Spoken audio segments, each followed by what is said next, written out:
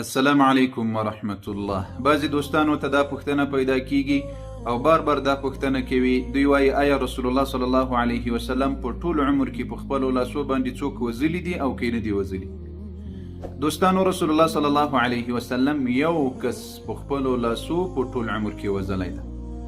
رسول الله صلی الله علیه وسلم په مکه مکرمه کې و. یو ورځ د بیت الله شریف په خوا کې و، یو کافر د ابی ابن خلف په نامه باندې په خپل اس باندې سپور و او د نبی علیه السلام خواته راغله. نبی علیه السلام ته ویل، وایي دا اس وینې؟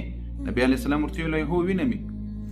وایي دغه اس هره ورځ مزی کیږي، یعنی چاغیږي، او د دې دپاره یې چاغومه چې تا ورباندې ووزنم. نبی علیه السلام ته وایي.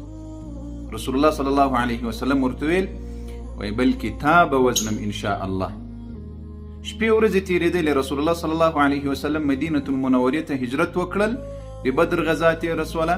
د احد په غزا کې دغه کافر ابی ابن خلف له مشرکینو سره د نبی علیه السلام مقابلې ته راغلی و.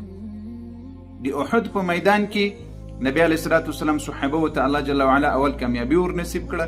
بیا وروسته هغه قصه خو ډېره درازه ده. صحابه و بعضې کومې غلطیانې چې ځینې وسوي، نو مسلمانان شیندل سوي وو.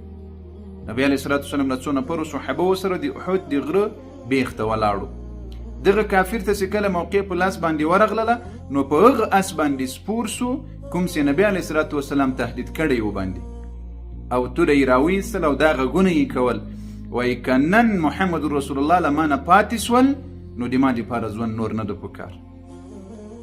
کله چې صحابه ولیدل چې ابی ابن خلف په اس باندې سپور توره په لاس کې د مو په خوا باندې د نبی علیه السلام په خوا را روان ده، نو صحابه یې مخې ته ودرېدل. نبی علیه السلام ورته ویل، وایي کار مه پرې لرئ، دی ما ته راپرېږدئ، دی د ما برخه ده. کله چې رانږدې سول، نبی علیه السلام خنجر غوندې وسپنه، په هغه وخت کې چې به مسلمانانو جنګ ورباندې کول، دا یې راواخیستل او دی یې ورباندې وویستل. بعضې علما وایي چې په ستوني کې ولګېدل، دا د مرۍ کم زره زخمي سو، او بعضې وایي چې په سترګو کې ولګېدل.